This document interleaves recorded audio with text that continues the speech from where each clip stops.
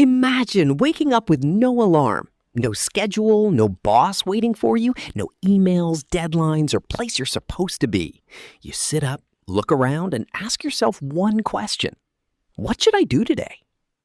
For most of human history, that wasn't a fantasy. That was an ordinary morning. Before offices, wages, and job titles existed, humans still had things to do. They hunted, gathered food, repaired tools, prepared hides, and built shelters. But they didn't always work from sunrise to sunset.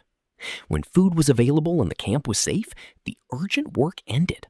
Then people rested. They talked, played with children, made jewelry, carved instruments, painted cave walls, and shared stories around the fire. Archaeologists have found ancient art, beads, and musical instruments that required hours of patience to create. Not because they were necessary for survival, because humans have always needed beauty, connection, and meaning. Then agriculture changed the rhythm of life.